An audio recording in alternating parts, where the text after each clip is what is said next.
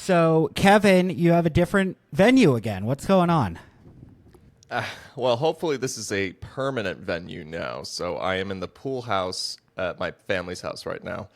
And we finally have internet again after our misadventure last week from the guy who drove the giant F-350 pickup truck through a telephone pole. So yeah, now I'm situated in the pool house. Good. Further away from the street, I hope. Yeah, far enough, but accidents still do happen. Well, hopefully nothing too major. That was quite a jeez. But you said you have a little company in the pool house this time. Yeah, so I'm looking out in the distance and I see my own cat Pippin. So as I was trying to get this all set up right over here with the microphone and my computer and the plugs and my iPad for the notes, he comes strutting along and decides to like stand right on the keyboard. And it's like, geez, this cat is becoming more stereotypical every day. Yeah, well, the cat knows that they're very intelligent. They know we got a hit podcast. Maybe, Yeah. maybe if they're thinking that, there's a bit of a disillusion. Maybe we could just get a little graphic designer in here and make him the face of the podcast, though. Get him on our logo and everything. Just What kind of cat? Is it a black cat? That would fit the show perfectly. No, we used to have a black cat before, and I can safely say he was not bad luck. We had him for well over 10 years, and he was the best of luck. Now, black cats are awesome. They're so beautiful. And so what kind of cat is your current one? He is a cross between a Maine Coon and a Norwegian forest cat. Oh, wow. So large, I would assume. Yeah. Big climber. I knew right from the get-go that I was going to take him home because when he was a little kitten, he climbed all the way up my jeans and my shirt and just stood right here on my shoulder, and I was just like, yeah, I'm taking him home. Yeah, the animal picks the owner usually. All right, we don't have to get too mystical about that. In the end, we're still calling the shots. Well, yeah.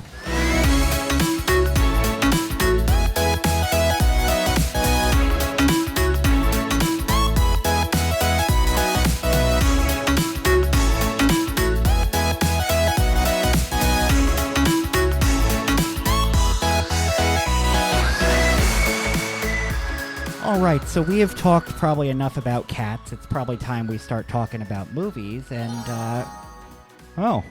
looks like we summoned a spirit. Oh, what does the spirit say? Let's see. Right, there's a man that seems to like to bowl, and his favorite drink's a White Russian. He has a certain affinity for rugs. Oh, is this the Big Lebowski? Lucky day. That is one of my dad's favorite movies. Wait a second. I see there's a little more to it. That same guy is at a motel. We're talking Jeff Bridges. What other movies does he have? Motel, Jeff Bridges, the dude. Didn't he just do this one movie in the last decade, Bad Times at the El Royale? That must be it. Today's movie, Bad Times at the El Royale. This was my yes. pick. Mm-hmm. So what about the tarot card? So today's tarot card pick here is the Tower. Tower represents chaos, sudden change of basically everything around you, and total madness. Yeah, I mean, I don't know about you, but I think I'm starting to notice a pattern with that crystal ball. It's not too reliable. Tarot cards are a little more reliable. Yeah, I got the crystal ball in Salem. I don't know. I would have thought that was. So is it like at a Halloween store or one of those spooky witch stores, or? No, I got off the train and there was some lady selling them on the platform. Like a folksy old woman? Did she have Yeah. a little weird vibe? Yeah, but I figured get it home, but that might explain some of the weird stuff going on. I mean, a lot of just kind of Things that go bump in the night? Yeah. Yeah, well, that would answer that. Well, I mean, I don't know about you. I mean, it is a staple of our show, but if you want me to be serious, I think you should be getting rid of that crystal ball because shit might about to be go down. Maybe get one that's a little more in touch with our actual topics. Yeah, this crystal ball is someone that's been out of work, kind of like the equivalent of an ambulance chaser. So, Bad Times at the El Royale. This movie was my pick. What I really loved about it is this visual stimulation, the cinematography, the set design, the rest of the movie. Also, it's a really cool concept and setting. What's your verdict? Well, I agree with the overall all the elements of the movie. They are incredibly captivating and stimulating. Like the whole 1960s hotel aesthetic and the 1960s vibes with not just the set design, but with the neon lights and the soundtrack and just the overall context. I thought in the subject matter, I thought was incredibly captivating. However, I I gotta say, I don't think it was all pulled off properly in a storytelling manner for a proper resolution. It was the third act is really where I was like, okay, I wasn't as satisfied as I could have been. So That's interesting because I got a more similar feeling this time rewatching it. And yeah, we'll get into some of why a bit later, but let's start by giving them the recap. There will, of course, be spoilers. set in 1969, seven strangers converge at the El Royale, a hotel on the border of Nevada and California, and experience a night that is far more than any of them could have ever bargained for. Yeah, it was quite the night. And it's interesting because this hotel is not your standard hotel. I mean, the owners are registered in Pennsylvania. I mean, the first movie that we did over here was Psycho, and that was quite a hotel that didn't exactly get all the attention. But I don't know if this one's too much better. I would not say it is. So, the basic details about this movie is that it premiered at the TCL Chinese Theater on September 22nd, 2018, and had a nationwide release date a few weeks later on October 12th, 2018. And it was written by and directed by Drew Goddard, who also did movies such as The Cabin in the Woods, which includes one of our stars, Chris Hemsworth. Oh, yeah. And apparently he's in the works to create a new Matrix trilogy based on what I read. That's interesting. Yeah, he has this kind of spooky, almost horror, but it's not. It's that kind of more psychological thing, and I could see how all of these movies kind of fit into that. We will have some further spoilers over here, ladies and gentlemen, and that these characters are not exactly who they seem. No, they're not. So, our friend Jeff Bridges is not quite the dude in this movie. He is presenting himself as Father Daniel Flynn, who, spoiler Yeah, alert, he's not exactly that he's either. not even ordained. So, his name is Doc Kelly. Then we have Cynthia Erivo, who's getting a lot of attention right now because her movie Wicked is taking the world by storm. She's been nominated for an Academy Award for it as Elphaba. Well, they needed somebody that could sing for both of those parts, and she Well, can I do mean, it. and she can. So we also have Dakota Johnson as Emily Summerspring and Kaylee Spaney as her younger sister, Rose Summerspring. Then we also have John Hamm, who introduces himself as Laramie Seymour Sullivan, a salesman whose actual name is Dwight Broadbeck, an FBI agent. Then we also have Lewis Pullman as Miles Miller, who is suffering from PTSD from serving as a sniper in Vietnam. And I think the best way to describe him is that he's the darker version of Woody from Cheers. Yeah, you sent me some clips. I haven't actually really seen too much Cheers, but I agree. Yeah, you still haven't seen Cheers. How long have you lived in Boston, Coda?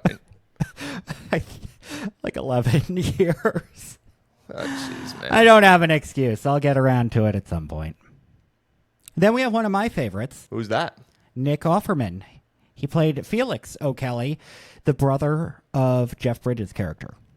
Yes, and we are introduced to him right in the beginning, in which he checks into one of the rooms and digs up the floor, pulls apart the floorboards, and lowers a bag of cash in there, and just reassembles the room. And I think Well, it's yeah, quite. I mean, you needed a carpenter for that kind of thing. It was either going to be him or Harrison Ford. Harrison Ford probably was too expensive, so Ron Swanson's good enough. I think so. Yeah. And above all, we have Chris Hemsworth, otherwise known as Thor from the Marvel Cinematic Universe, playing the charismatic cult leader, Billy Lee. And, oh, there's more to it. Yeah, Jim O'Heir, who played the role of Jerry in Parks and Rec, as the MC at the nightclub in the end of the movie. yeah. I mean, there was Ron Swanson. There was Jerry, Gary. I mean, I told you that. I actually didn't tell you. You watched it and then you texted me. And what was it you said that should have happened? Like if there had been like an innocent blooper on Jim O'Heir's part, like he messed up his line or something like that, somebody on set that day should have been like, "Damn it, Jerry!" I love that. Yeah. And the music was scored by Michael Giacchino. I'm not sure if I'm pronouncing his name right, but man, does he have quite the resume. He has 8 Pixar movies, which includes Up, which won him an Academy Award. He did the score to Rogue One, like the most warlike Star Wars movie out there. It's such a, still love that movie. And The Batman with Robert Pattinson. And he's also done several Medal of Honor, and Call of Duty games. That's interesting. And another thing I noticed in this movie, they also use a lot of songs from the era, some Motown and Frankie Valli stuff. And one of the Frankie Valli songs they used was "Can't Take My Eyes Off of You." I was trying to figure this out. I haven't gotten any answer still, but I feel like that song is used in everything. Yeah, it is. One movie I think of that's almost in that era is The Deer Hunter with Robert De Niro, Christopher Walken, and Meryl Streep. And in the beginning of the movie, they're at a bar and they're all belting out to this song as well. "I love you, baby." Yeah, I don't know if it's easier to clear or something. Even like Magic the Gathering has had some cinematic trailers they used it in. I don't know. I don't have the answer, but I feel like there's something more to it.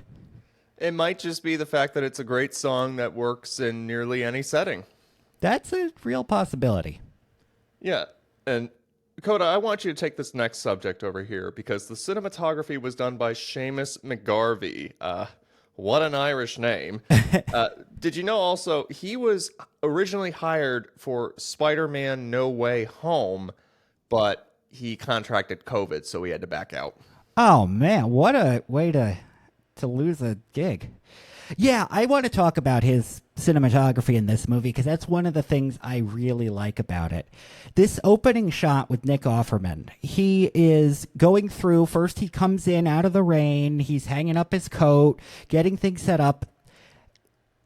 That scene basically is a type of exercise you would see in a cinematography class where they have just all these different lighting changes and you have to engineer it because it's not just somebody flipping on a lamp. You know, he comes in from the rain, you see the light, the only light in the room is coming from outside. And then he goes over, he turns on the radio, it emits a small glow of the tubes because the radios at this time would have been tubes. And then he flips on the light. And throughout the scene, there's all these different changes. And you have to have the extra lighting somewhere out of the shot to actually be bright enough to mimic what the audience is perceiving as these practical fixtures. So I really like how they do that. And then they also do this scene because it's a long process with a bunch of jump cuts, which is not as much in the cinematography realm, but it's really good case study.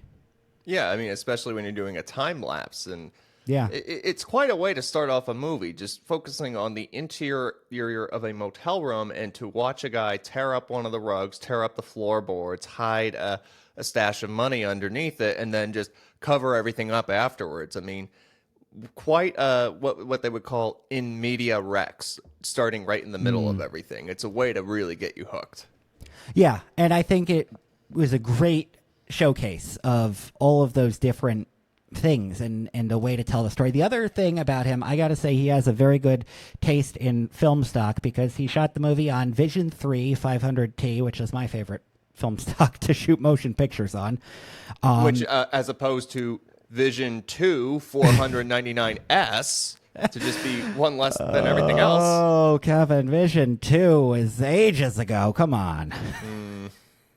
Also, visually, I don't know, Kevin, have we talked about it on the podcast? The term mise en scène? I'm not sure if we have, but I don't see why we shouldn't discuss it right now. So mise en scène is French basically for the elements in the scene. Anything in the frame visually. So this bottle with the feathers, or the table with the tarot card, this blue bottle, the globe, any of that would be mise en scène. And in this movie, they play with that, with the different things within the lodge. You have the automat machines for vending food. You have the bar, this lovely chandelier. You have the casinos, gambling license was revoked. The slot machines are all kind of not shuttered, but they're not up and running and flashy. And all this stuff going on visually, it's really a lot of visual stimulation. And it also infers a lot that tells you a lot in the movie without having to explain a lot. Yeah, I really like that about this one. Yeah, you didn't have to explicitly state it out there like some sort of Mel Brooks breaking the fourth wall ironic comedy. Yeah, it's pretty far from that. Yeah.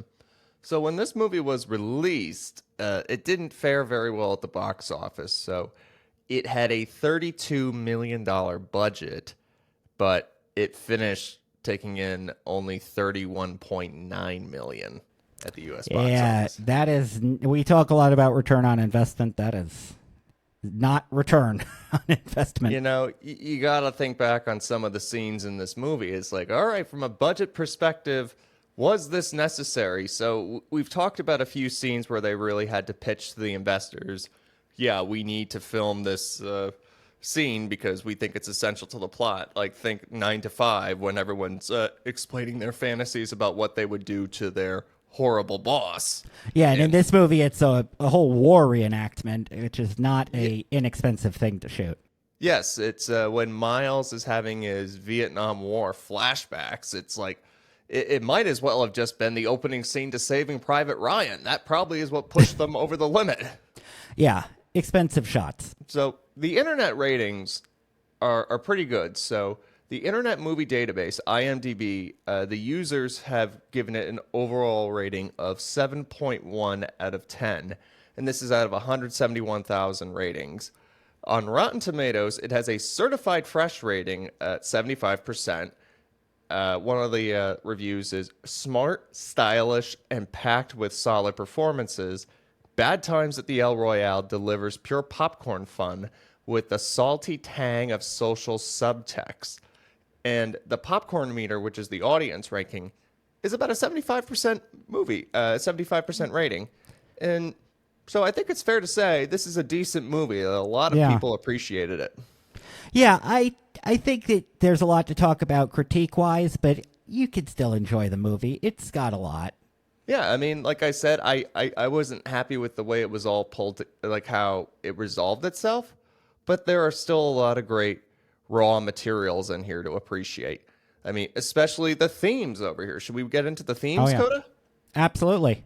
Yeah, so it really does delve into the concept of right and wrong. So as we talked about earlier, Billy D is basically a cult leader. He's thinking of like the era, 1969 or so, like another version of Charles Manson, where he's got a little less weird, a little more charismatic than Charles Manson, but it's the same kind of character. Well, I mean, here's the thing.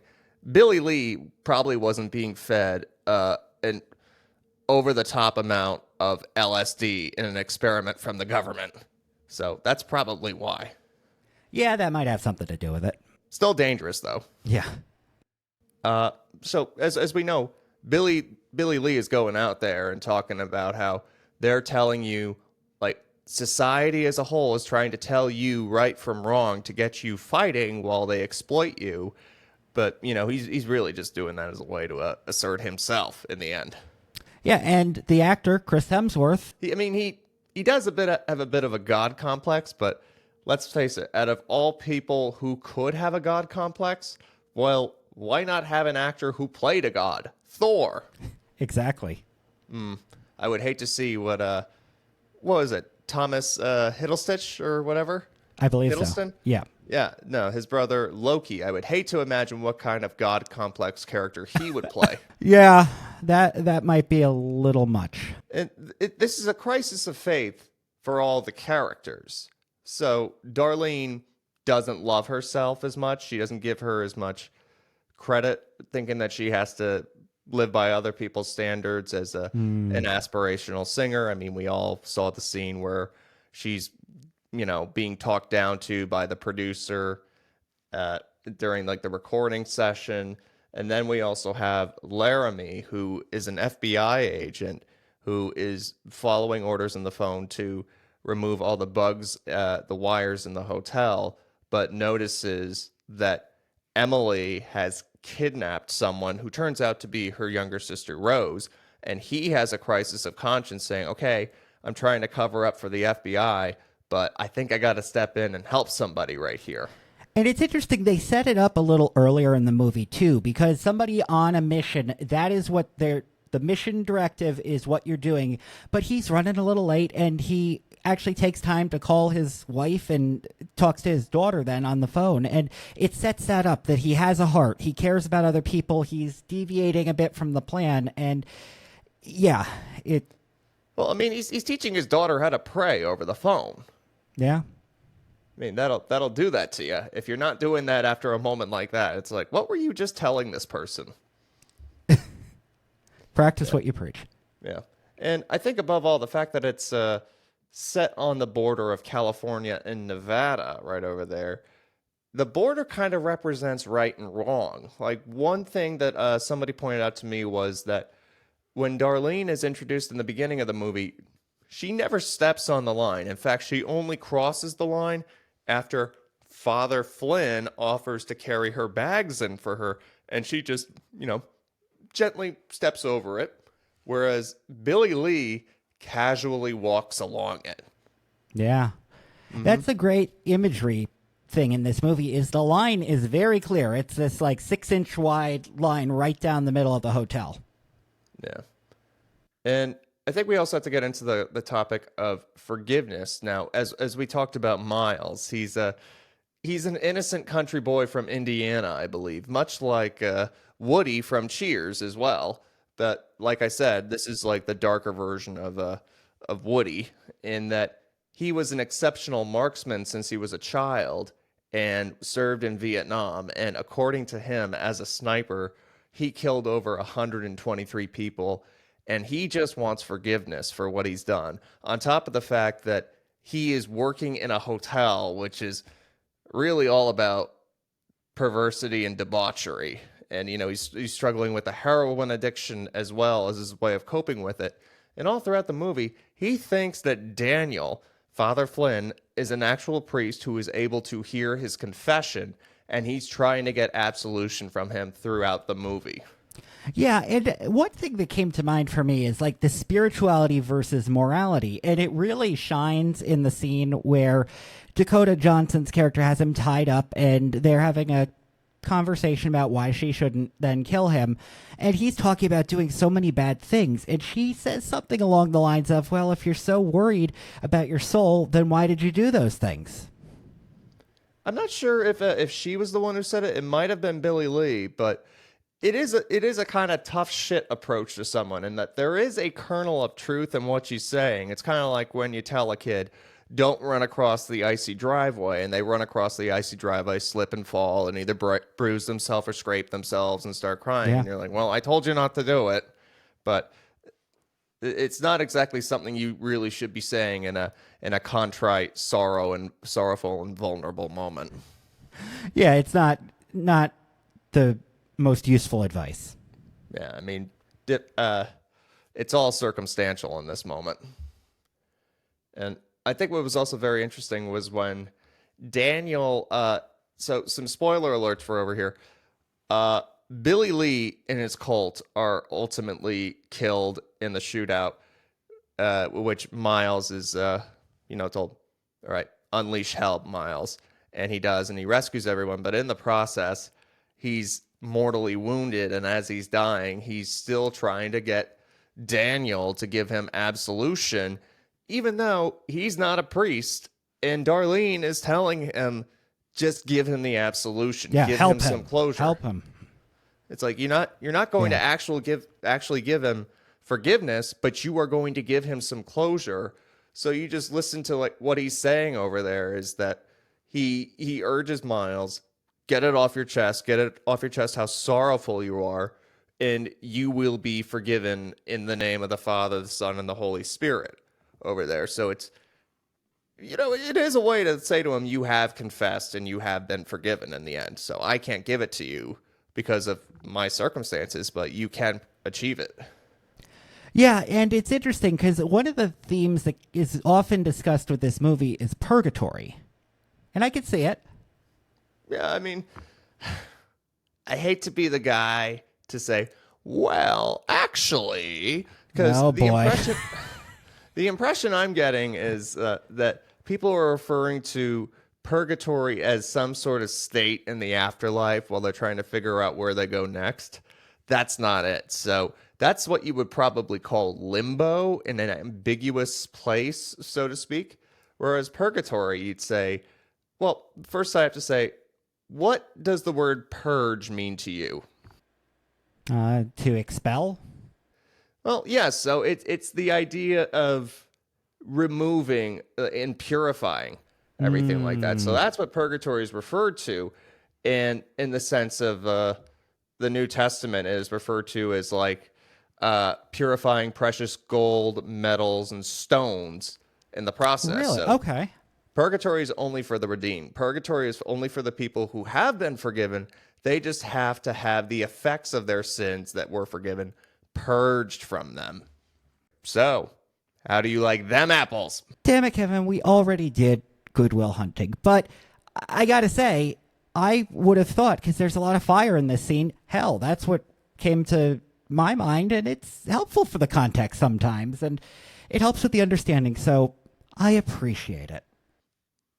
Much obliged. Now, in this film, we've been talking in the last couple episodes a bit about the idea of catharsis, and there's basically 3 moments that came to mind in this one. It wasn't like a single moment that's like, there's your catharsis. It's that moment where Darlene tells Miles that he doesn't have to kill anybody. She's like, you gotta save us, and he's like, I can't do it anymore. As soon as she says to him, you don't have to, he then picks it up and completely hits everybody in one shot, all the cult people, and then he gets stabbed, and as he's bleeding out, he is confessing, and it gets it out of him, that moment of peace, and recognizing that there can be forgiveness. And then a little later, the third bit of kind of more fun catharsis is that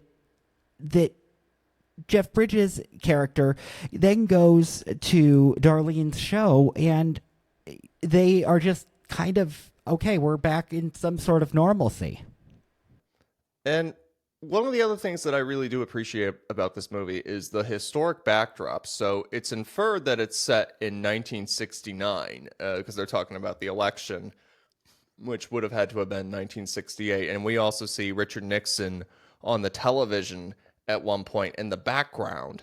And so you have to understand that 1969, I mean, we're living in some pretty divisive, tense times right now, but 1969 was also one of those years as well. So think about the fact that Laramie is ultimately an FBI agent, and he is actually on the phone with J. Edgar Hoover, and the call is being transcribed by his secretary, Helen Gandy. So did you know that was Hoover on the phone when you first watched it? No, and I'm actually wondering, how did you figure that out?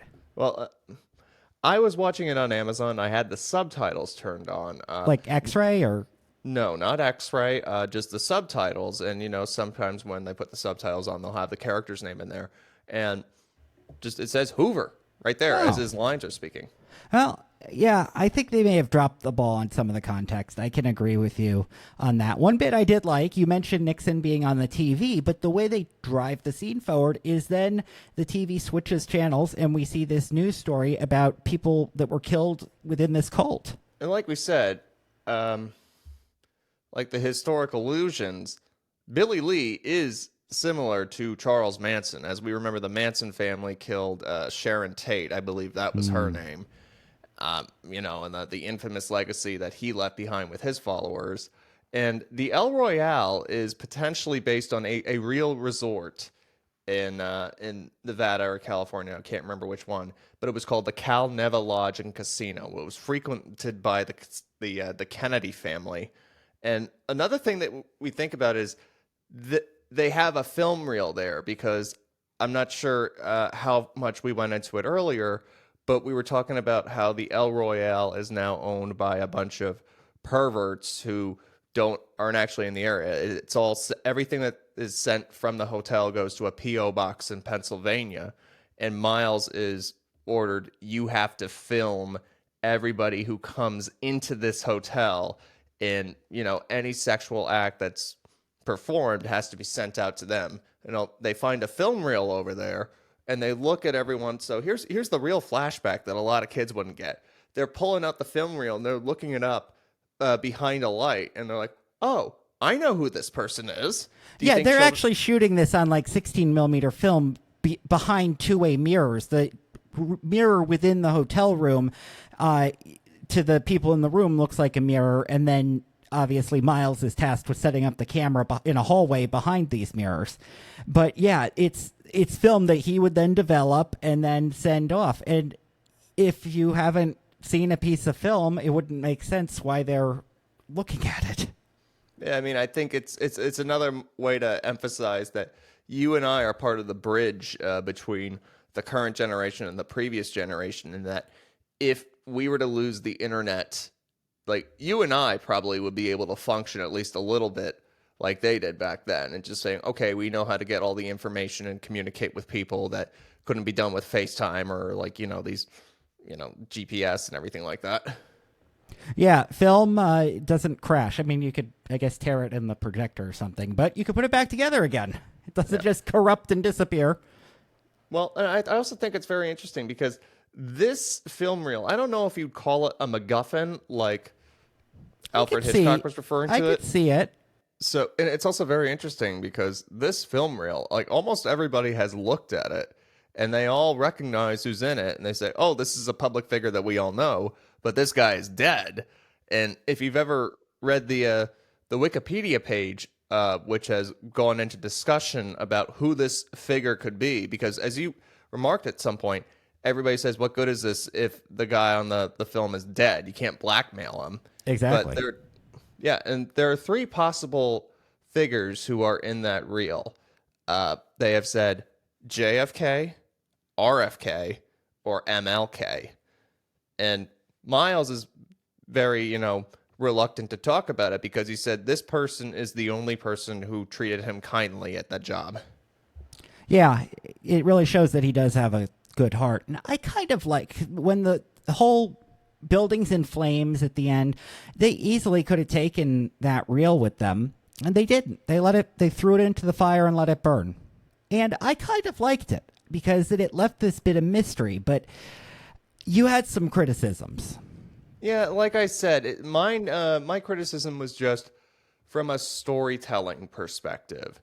It was more along the lines of, okay, how are they going to resolve it in a natural way? To me, I think at least my impression was that it took the approach of Deus ex machina, in which the gods or God would step in and dramatically save the day in the end, that no normal person could have. So, like I said, there are a lot of great raw materials in this movie, from like the setting and the cinematography, the acting and the characters and everything. But I just think from a storytelling perspective, it didn't execute it all properly. It didn't tie up all the loose ends in a natural manner. I could see that. I think they still could have probably gotten rid of the film, but answered a number of other questions. Yeah. Well, Coda, how would you pitch this movie? Well, visually, it's incredible. I think that another element that we didn't talk too much about is that they do an interesting thing with the editing and showing a particular scene from basically 3 different points of view, but they manage to do it even though they're retelling the same portion of time. They do it without being repetitive, and I thought that was a really interesting element. I think there's a lot of good things in this movie to look at in isolation. I would say that's a good reason to watch it. How about you? I mean, I do agree with you. That's a great way to tell the story, at least. Because if you're just recounting the same scene from different perspectives, sometimes it gets a little redundant. But they figured out how to cut some of the filler right over there and just make it more efficient for the viewer to remember. Oh yes, I know what happened over here. Let's just skip ahead a little bit. We don't have to cover everything. But I thought it was a very good way to call back to it all. But the other details I love is the 1960s aesthetics. I mean, do you think that those are going to be making a comeback at some point soon? I sure hope so. Actually, it's interesting. I mentioned the automats, those kind of vending machines.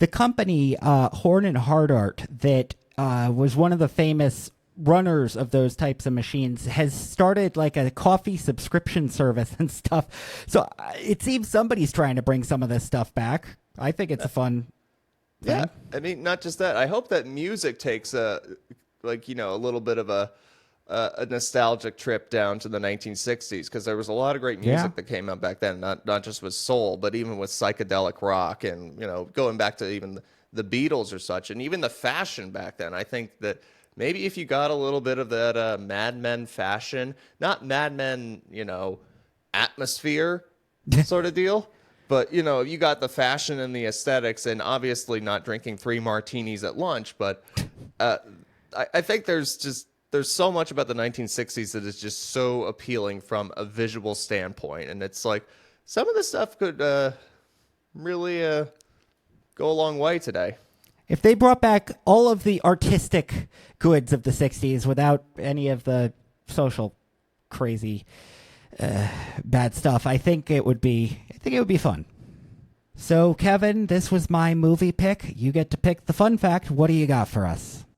Well, if you remember, one of the movies that we did earlier was White Christmas, and that was directed by a fella named Michael Curtiz. I don't know if I'm saying his name right, but one of his other credits was the movie Casablanca. Oh, yeah. And the screenplay was written by a guy named Howard Koch and these 2 brothers, Julius J. Epstein and Philip G. Epstein. And of the 2 of them, do you know who their descendant is? I don't like where this is going. It's not controversial. Because I would have said Epstein, do the math, and then Koch, the pharmaceutical. Don't worry. It's not controversial like that. Okay. It's not controversial at all.